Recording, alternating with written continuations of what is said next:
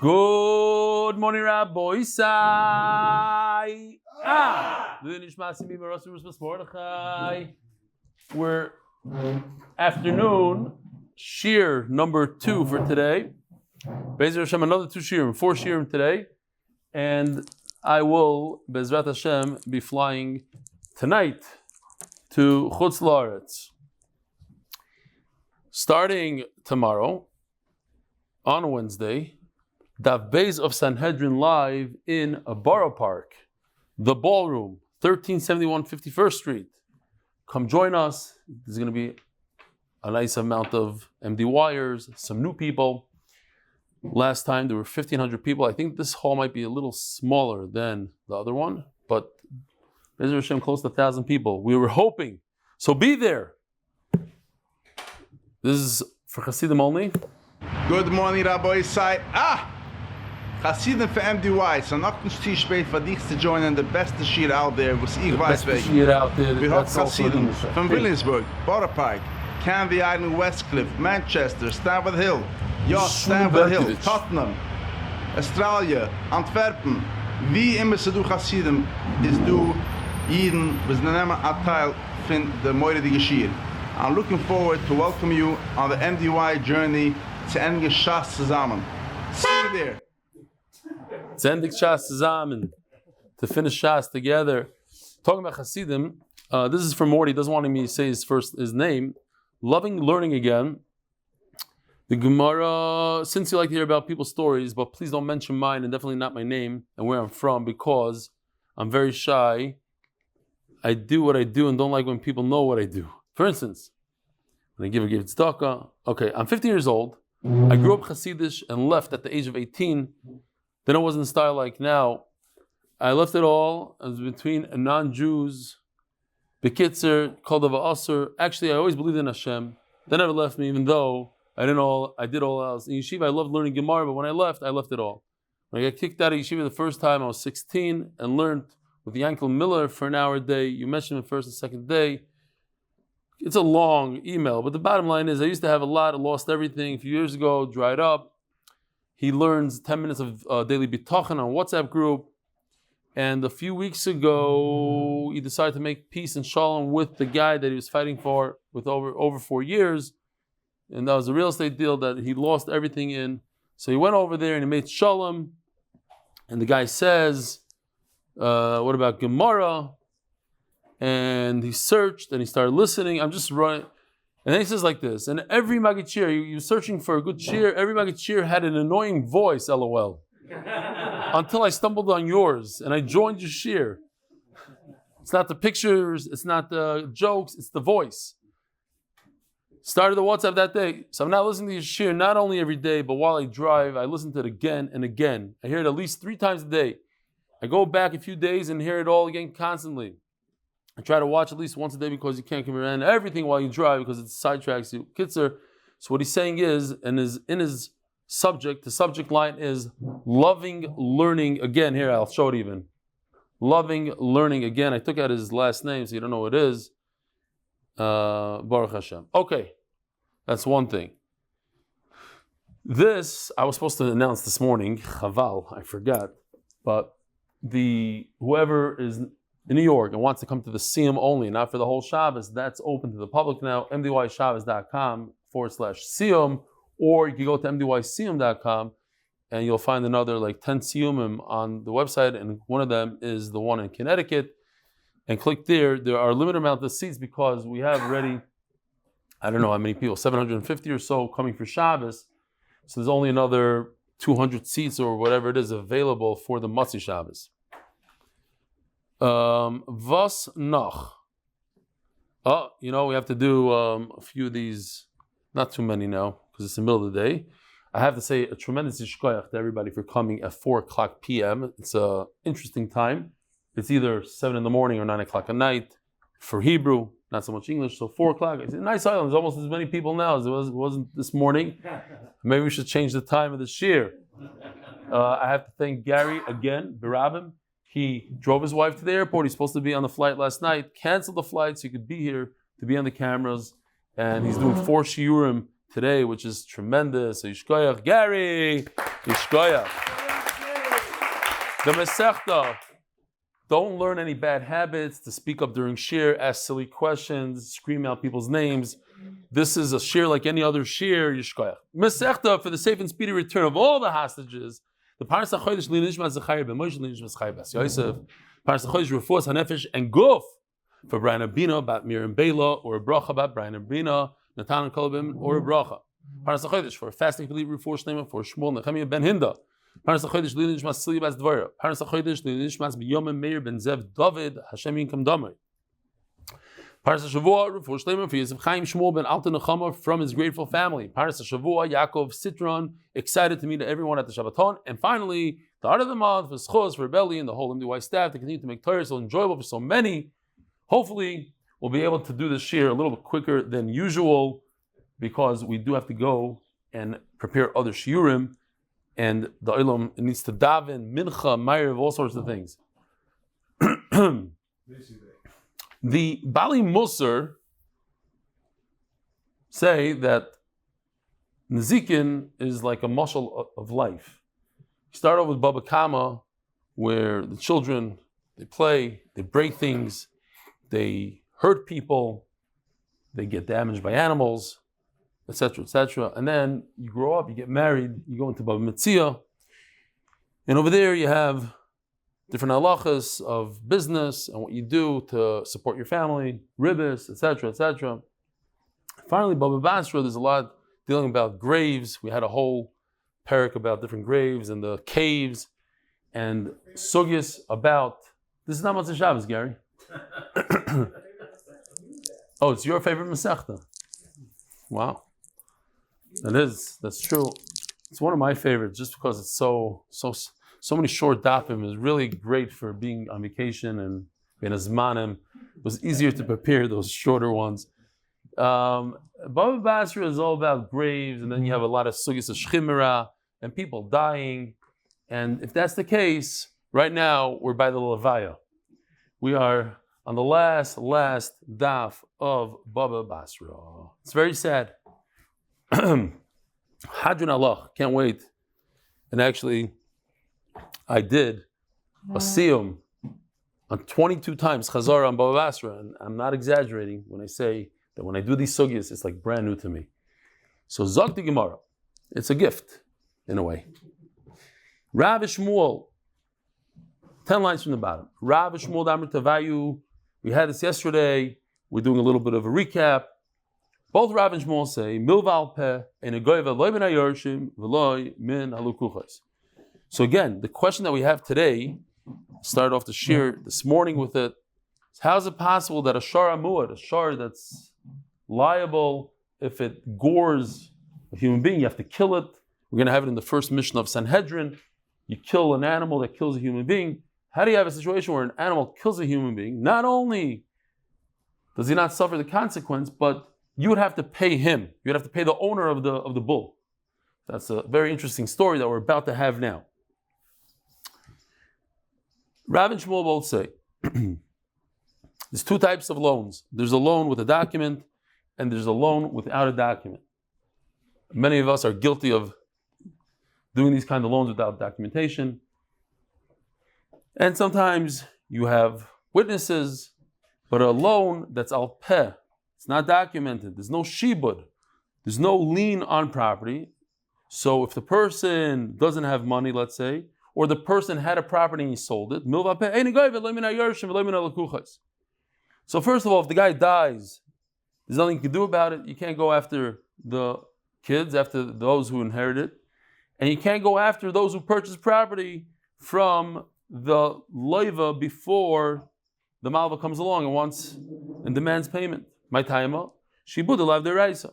Rav and Shmuel both hold that you're not meshubed, you're not chayiv to pay your belongings. Don't have a shibud. You personally have a shibud. You're chayiv to pay, but it doesn't apply to your belongings, to your karka, to your metaltalon, etc. Rabbi Yochanan, Rabbi Shimon, both Rabbi Yochanan. It's interesting, right? Rav and Shmuel always argue. Over here they agree that there's no shibud midiraisa. Rabbi Yochanan and Shlokish always argue with each other, and over here they agree Milva pe goiva, beimin ayorshim, beimin al kuchois.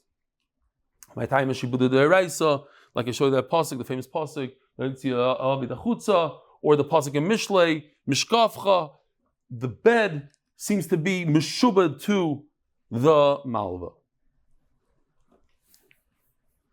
So says the Gemara, Meisvei, Hachoifer bar b'shus harabim, if somebody dug a pit in the middle of b'shus harabim where he has no right being there and certainly digging out a pit that other people can be harmed by, v'nafal olav, as he's digging, he's inside the pit, a shar falls on him and kills the guy in the pit. Potter, the owner of the pit is Potter. This is no shar amud. If the shar dies, yarshe balabar chayal nishalim dmei shar lebalav. Their father dies. Not only do they have to bury their father, pay for a grave and bury the father, they also have to pay the value of the bull that died in this pit. So, what do you see? You see that the shiabud is deraisa. Why would the Yarshim have to pay? That's a chayv. That's something that the father did. He did something wrong. He owes money to the owner of the bull. But why do they have to pay? They have to pay because it's the midaraisa. The father, they are meshubad. This is the shibud deraisa. So, interesting, because Yisrael Salanter says it's a funny lashon to use on this. I wouldn't think of this lashon. He saw a boy one of the Bachman walking down the street, and he told him, "You're a bar b'shus harabim." He says, "Me? I'm a bar b'shus harabim. What did I do?" He says, "You're not smiling. You're walking like this, all tight, uptight, and the way you come across like a bar b'shus harabim." Interesting, no? I would use a different lashon, but that's what he said. You're a bar b'shus harabim. Remember that. A guy that doesn't smile, he's a bar. He's a liability in Rishus Harabim. That's not how you walk. You think, no, you have to be serious. Squint your eyes, look down, like this. You know, people, they look like they're going to war. You say hello to them, they look at you, dirty look. You saying hello to them, who are you? I'm in the middle of thinking and learning. Relax. Don't be a bar Rishus Harabim. So, Omar Ribilov, this is a funny story. I looked it up. I didn't believe that this story exists, but it's brought down. So, not that it makes it real or anything, but it's an Oitzar Chachma that this guy was walking. Well, somebody sent me a clip once of some shugana guy in America who played a real prank on his own father. His father, has those sitting lawnmowers. They sit 4 wheels. If you have some estate somewhere, or just anywhere but New York, Muncie, you have an acre land. So he's sitting. He's minding his own business. He's driving his lawnmower, spacing out, and the son puts video cameras everywhere. And suddenly, out of nowhere, he just ends up in a giant ditch full of water. What happened? The son, when the father was away, he got a tractor. He dug out a 10-foot hole, filled it up with water, and on the surface he put like leaves and stuff. The father's just boof right in. He's like laughing out. Keep it have aim on the highest madrega. So I certainly didn't have time today to look up this clip, but it's there. So the Maisa is that a guy is walking in the forest or whatever, and he falls into this pit because somebody made a hole there and just put something on top, and he falls in. And to his utter fear, there's a bear inside that pit. The pit was made to catch a bear. So the Maisa goes, the bear looks at him, and he says, "Okay, that's it. I'm dinner." And the bear jumped on his head and jumped out of the pit. And that you think that's the end of the Maisa. Great. And then, like 20 minutes later, the bear comes back and brings him a stick. Like, "Here, come out." Like, okay, it's one of these Maisas. I don't even remember why they brought it, but it's there. Check it out in Eitzar Chachma.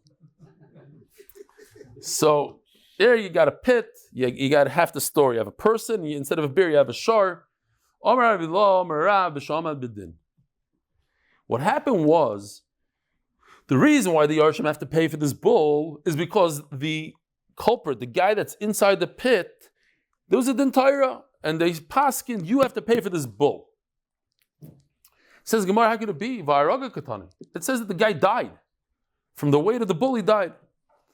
What happened was, he didn't die right away. He punctured his lung, whatever it did. He got him good. So he came out, and by the time he comes out, and they do this whole din Torah, and then 2 months later, he died because of his injuries. As the Gemara of Nachman and Tani Tana, Meisu Kvarai. This animal, literally, he buried this human being, buried him in the bottom of this pit. He dug his own grave, so to speak. And then this bull just crushed him into the pit. So the Gemara is going to say one of the wildest things in all of Shas. Hasam the Yasvid the Yoni Apuma the Bira the Chivu. As this guy is dying, they're not like, hey, Atzala, help. They're like, let's see. He shouldn't have been there. Why is he sitting there? Oh, he's chayiv on the bull. And he's like, his last breath, he says, chayiv. That's all he heard. That was his last words that he heard. He's like, hey, give me oxygen. You're chayiv on the bull. We even have a little bit of, he's digging away in the middle of the fish around him.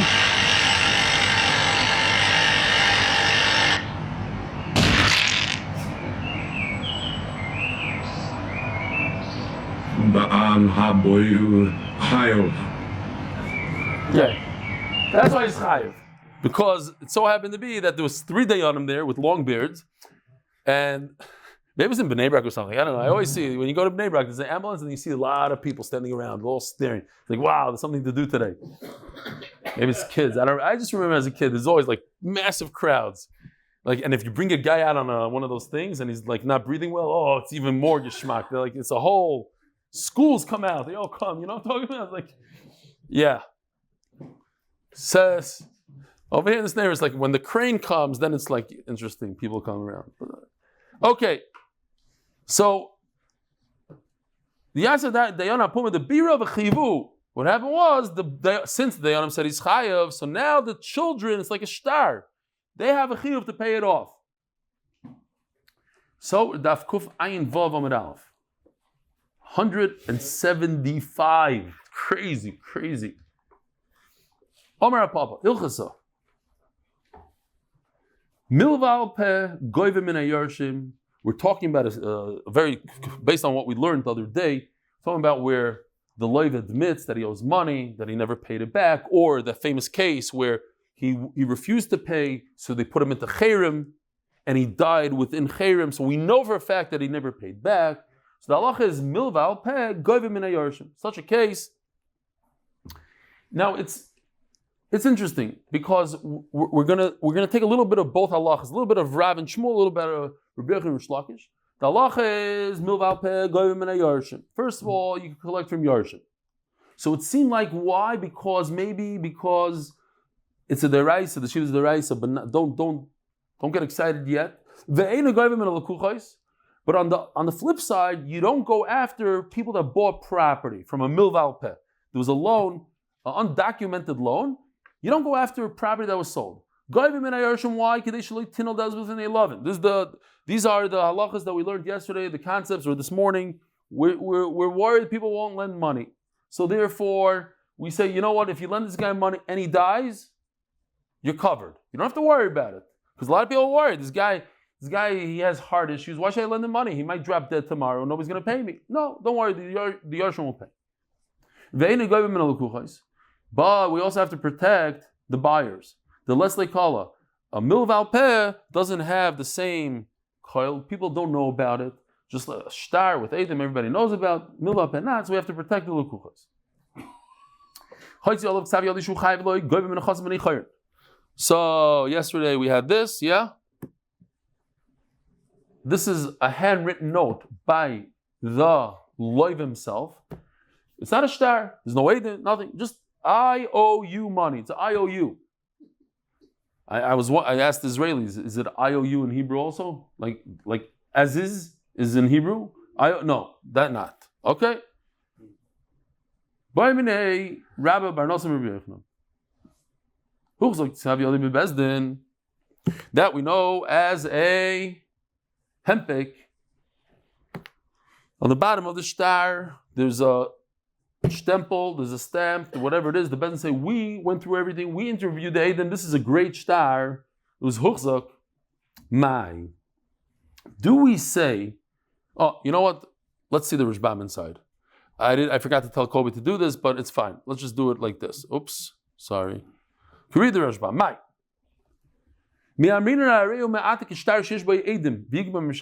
Does this turn into a shtar? Again, we're not talking about a shtar. We're talking about a handwritten note IOU. Could we flip a IOU into a regular shtar? Why? Because the Bezdin stamped it on the bottom. But the Bezdin stamped it with the date, with everything. Today, on Tuesday, 4 o'clock in the afternoon, we all sat here. We said it's a great shtar. Poof, stamp. Oh, and you know what? So what? It doesn't say that there's a chrayis here. That's a mistake of the Soviet.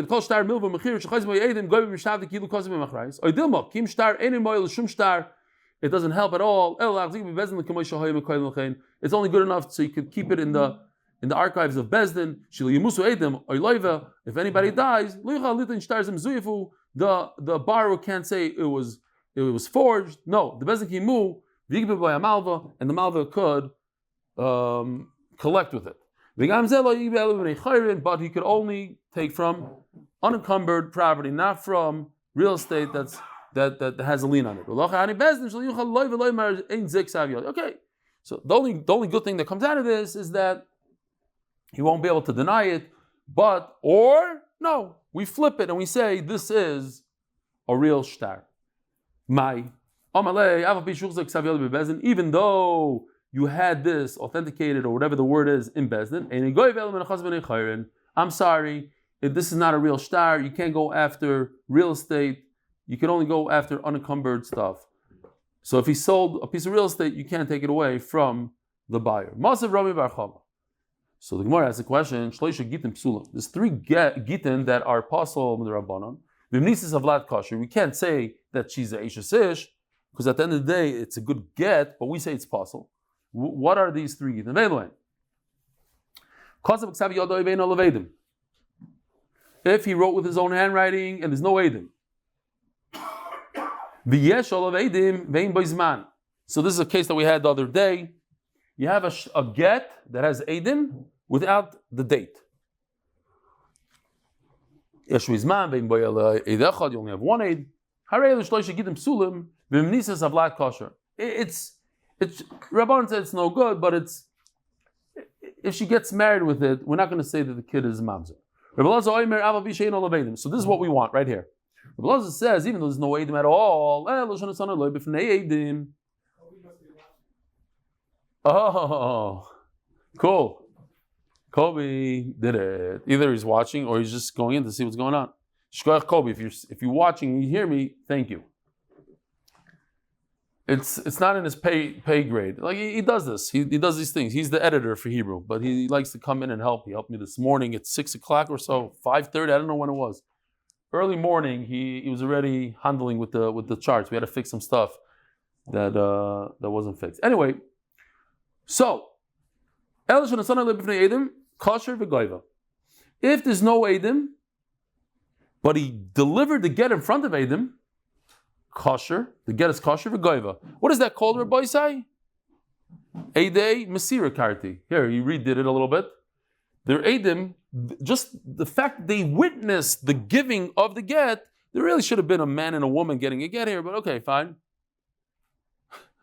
Okay, with their eyes, they're able to, Karti, he's doing it's l'saber sa'ayin. In other words, that's not what Karti means, to separate, to cut the marriage in half. You take the husband and wife, you separate them. So he did it on the get. Laser beams, and now I see the laser beams that come out of their eyes cut the get in half. I got it. They're edus. But it's not. I told him, listen, that's not. He says, I know. Karti is on the marriage. They're cutting the marriage, but just so people memorize and remember, their eyes are what causes what they see, not what they sign. Now,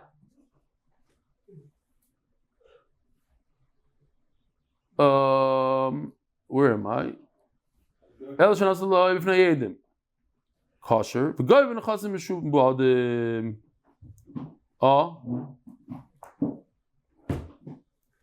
Kosher v'goyvim menachazim shubadim. V'goyvim menachazim shubadim here. V'goyvim menachazim shubadim is another topic. Believe it or not, if you have a pencil, I would recommend putting on top of the word v'goyva that we're talking about something else. Until now, what were we talking about? A get, and here's the picture of the get of the guys looking. Now we're moving on to something else. A loan document. Okay, you have a pencil. You already put it in your Gemara? It's in there for real? No, I wrote the last one. Yeah, I put NF as well. A what? New focus. NF. New focus you have there? On the Vagaiva? Yeah. Let me see. Come here. Bring it to me. No, I gotta introduce you. This is a guy in our kollel. His name is Eliyahu Jacobs. He's famous because he once found money on Purim and returned it, and I gave him NF. You ready, Gary? This is how my kollel guy, top guy, he took the test for 1,800 daf. How many daf? 1,700? You ready? Zoom in. Let's see if you can zoom in. NF. Keep on going. Wow. Beautiful. It says NF here. It does. I see it right over here. NF. V'goiva. New focus. I like that. He's from South Africa. Yishkoya. Well, time out. Here's a guy. What's amazing about Eliyahu is that he doesn't have photographic memory like three other guys in Al-Karli. They really do. They have a photographic memory. He's a little bit above average, but he didn't believe that he could take a test on 1,700 daf, right? Tell the truth. Right. What happened there? You encouraged me. You didn't want to do it. No, I didn't want to do it. And why did you do it? Because you told me to. Are you happy you did it? Are you happy you did it? Yes, I was pleasantly surprised. No, I was amazed. Yeah, I'm not. I trusted you. I knew. Yeah. Okay, awesome. Keep on steiging, man. I'll tell you the reason why he's here. He doesn't come to the shir, but he learns here from the morning for hours. You could see him here all the way after mincha, just learning by himself. I have cameras, so once in a while I peek in here, and he's there. He's learning. He brings a piece of bread with pina. This is what he does every day with chumas, pina, and he eats and he learns. He does chazar. He works really, really hard. So we happen to be in his place. We're at the wrong time. This is where he sits. You know what? He's giving a shir. I'll just sit by the shir. It's not the first time. This is like the second time this happened. Sorry, Eliyahu. I'm sorry. Ruined the thing. You're not gonna do that well on the test. So says the Gemara, NF. Put in NF over here. New focus. The goiva. It's unbelievable. Like if we didn't have the Rashbam here, I don't know what we'd do. I would think Chosher v'goiva min chazim shubadim. A get. No. It says the Rashbam. We're talking about a new thing. We're talking about a malva, halva, a loan. V'goiva min chazim shubadim. So what do you see? You see that Rebbe Lazar holds that even though there's no Eidim, you go after the Meshubad. That's exactly what we're talking about. No Eidim. You have a star that's handwritten, whatever, and you can go after Meshubadim. No Eidim Sira. Right, Eidim Sira, correct. Says the Gemara, Shani Hasam, D'Mshas Ksibo, D'Shabbat Nafshei. When you have a star without Eidim, so you do it. Why do you write a star like that? Because you know, you have in mind that you're going to be meshabed yourself without the Eidim. So that's different. Says the Gemara, a new topic. So, to remind the Olam, here. This is what we had yesterday. Here's the star, everything's good, and all of a sudden, Yoshi told me this is his real signature, this Bashar ben Chafaz guy. Huh? Oh yeah, that's his name. I didn't have his name is Fahad. Okay, this is Assad's real signature. Assad, he's alive somewhere in Russia. He gave a statement yesterday. So he didn't run. He stayed to the last minute. You shouldn't think that he's a coward. Chas v'shalom. He's a real man. But anyways, this is his signature. I don't know how much it's worth today. Not much, I don't think. So he became a Arev after the Eidim. So Omar Rav, so this is very good. Check this out. Here are the Eidim. If you write that you become an Arev before the Eidim, so now you're part of the shtar, so now they could come after the guarantor's property. The guarantor, right? He has property.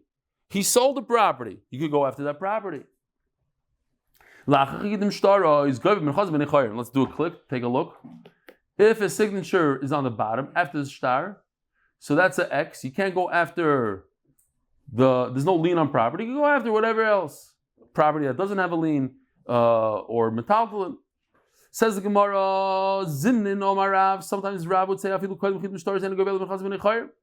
he would say, I don't know if we have this, that even before, no, that's not it. Even before, if the Arev wrote in that he's going to be an Arev, he's going to be a guarantor before the signatures, it's also not very good. You can't go, you don't put a lien on his property. Kasha the Rav the Rav. What do? We have a contradiction. Like Kasha. Hadich Siv Bey Ploini Arev.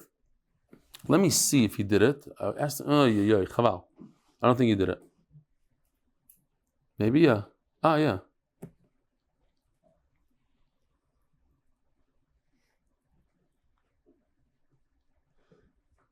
He did it like this. Okay, I'm not crazy about the way he did it, but okay.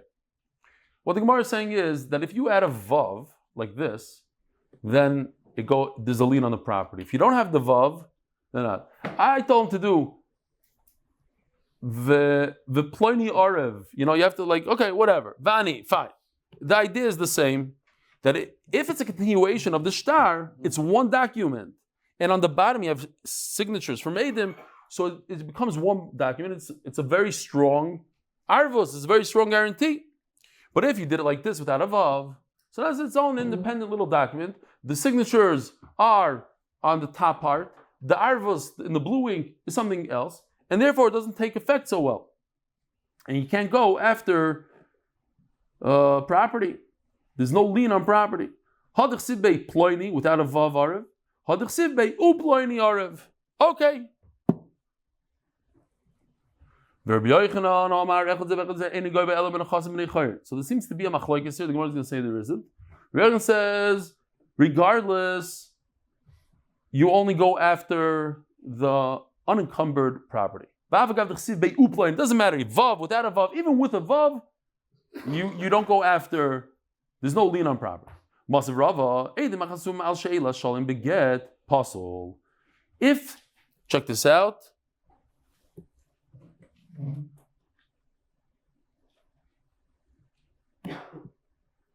Shalu b'shlom Benny. So they used to sometimes you see in the Chazanish's letters, the Igros Chazanish, he'll write somebody a whole thing, and then he'll write, say hello to so and so. They didn't have text messaging. You're sending a letter, so you might as well use up all the paper. Here, by the way, if you don't mind, send my regards to your father-in-law. I don't know what. So here, this genius, he writes a get and he sends it to wherever his wife is in another country, and he writes on the bottom, you should say, please say hello to Benny. So says the Gemara, puzzle. This get is no good. Why? He messed up. Because look at the get. It looks like the Eidim are signing on this regards, not on the actual get. If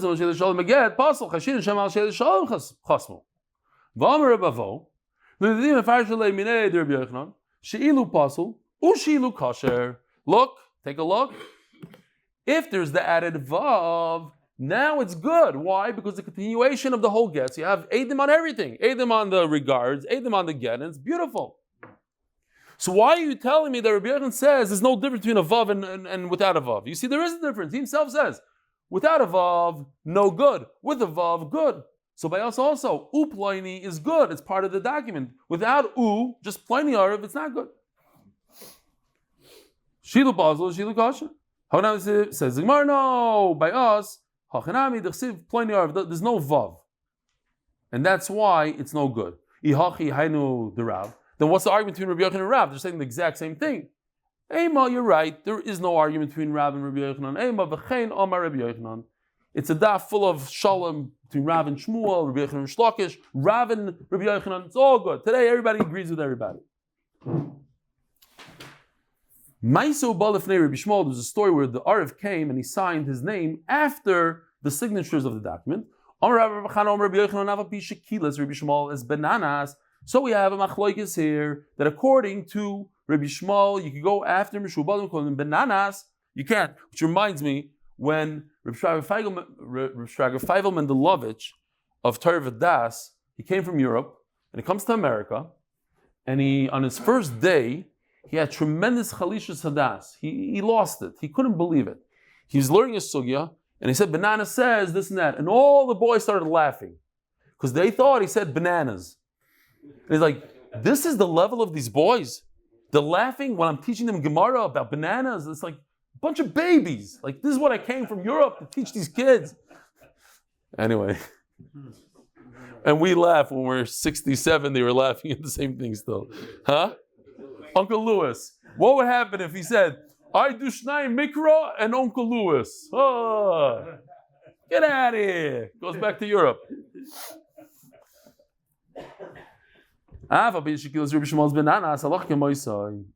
though Reb Shmuel in the Mishnah gave compliments to bananas, he says, hey, if you want to learn how to do Din and Mamanis, go learn by bananas. But he's arguing with him in the Mishnah.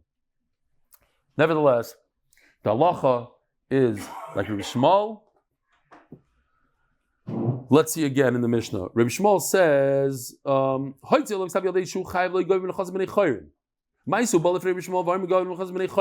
Shmuel says you don't go after Meshubad, you only go after B'nei Chayrin, and Banana says you go after Meshubad. What? The banana says you go after nothing. Let's see. Banana says you're right. You're right. 100% right. You're right. Good thing. Usually the Hebrew shares first, so you correct me then. Now the English shares first.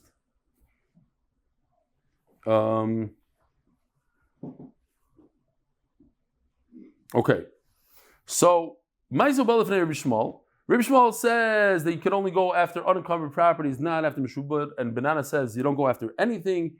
And within the next line, he says, to be smart, you want to be smart. Reis Lachkim should learn Din Imaminis. By who? By bananas. So even though he gave him such a compliment, Rabbi Shmuel is bananas. Halach is like Rabbi Shmuel, not like bananas. Ibailu. B'chanuk Mali. Omer Rabbi Shmuel. Did Rabbi Shmuel argue in bananas, even in a case where somebody's being choked to death and he's being threatened with his life, unless he pays, and the guy who's walking by says, I'll pay, don't worry, leave him alone, let me pay for him. So Rabbi Shmuel said, Banana says, that's nothing. That's not a real Arev. Arev has to be at the time of the loan. You can't do it, 2 months later. Does Rabbi Shmuel argue in that? So it could be, the Rishbam explains similar to the svar that we had yesterday when somebody's trying to make a shidduch. So he's trying to do a mitzvah. By shidduch he's lying. Why? He said, it's a good shidduch. I'll take responsibility on the ksuba. Over here also, leave him alone. I'll pay the $1 million. He doesn't want to pay the $1 million. He just wants you to save it. He wants to save a life. Whatever. He's becoming this mitzvah. And the malva never. He already gave out the money, so it's not like a real hefset. Or maybe he's so interested in saving his friend's life that he's meshavet himself. Maybe he's meshavet himself. That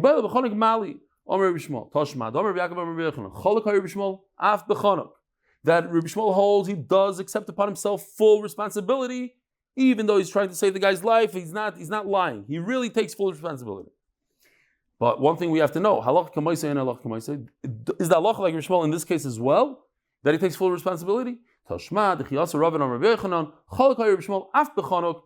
The machlokes is also by the choking case where he takes responsibility. By halach k'maiseh, Af B'chanuk, and the halach is he takes full responsibility. Not like Rabbi Shmuel, who we thought says an unbelievable svara, that a Arev is only where a person gives a loan based on his taking full responsibility of the loan. This is Arev. Like a gemach, right? You go to a gemach, can I have $100? You say yes, if that guy takes responsibility. So why did they give me $100? Because that guy took responsibility. But if the guy comes after the loan was given, no. And over here we see, yes, I could take responsibility for a loan months later. Omer Rabbi Shmuel.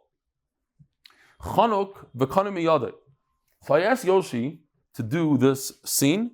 So you're going to have to pretend it was done, because he started working on it. Then he said, listen, we got to do Sanhedrin Daf Beis. So he jumped to Daf Beis. So just picture in your mind this unbelievable scene where a guy is choking out another guy. He knows jiu-jitsu, and he's choking him out. He's killing him. And he says, why are you killing me? He says, because you owe me $1 million and I'm running after you for 3 years. Finally, I caught you and you're dead. Comes another guy and says, let me pay the $1 million. So he says, okay, as he's choking, he says, do a Kenyan, here, Kenyan Sudar. So that's the thing I thought it would be cool 3D animation, as he's choking me out, they're doing Kenyanim over here. He's expert in judo. Yeah? Yeah, he knows judo. And you're expert in this, the two of you. Is he really? Yeah. Shouldn't start up with him? Yeah. Okay. I didn't know that. You learn new things. Says Shmuel that if a person does a kinyan while he's choking out somebody else, in other words, he says, I'll pay this loan, and here, I'll prove it to you. Let's do a kinyan sudar. Let's do this handkerchief thing that we do at a wedding. Mishtabed, he becomes completely obligated to pay. This is only in this case where he's being choked out. But it's a regular Arav at the time of the loan. This is later on, way after the loan, so you need to do a kinyan. But what about a regular Arav? Seems like you don't have to do a kinyan. Rav Nachman, Arav, the Bezdin, Hudloi by kinyan. When you have an Arav, when you have an Arav that Bezdin said he should, let's say Bezdin's forcing somebody to pay, so they bring an Arav right there and then. And as we're going to see at the end of the Gemara that I have a special Ana. Bezdin relies on me. Bezdin says, you're the Arav for this case. Even Bezdin trusts me. So that's why he's Meshavet himself. Ba'alma Ba'ikinian seems like, typically speaking, an Arav doesn't need a kinyan. It's only when it's in Bezdin he has a special Ana. No, he doesn't need a kinyan. Rabbi Sai, have a wonderful day. Yishkar for coming. And we'll see you, Be'ezer Hashem, tomorrow, Sanhedrin Daf Beis. Don't forget to bring people. Don't forget to sign up for the Siyum. Don't forget to get the last 2 rooms that are available for the Shabbaton. Chaya.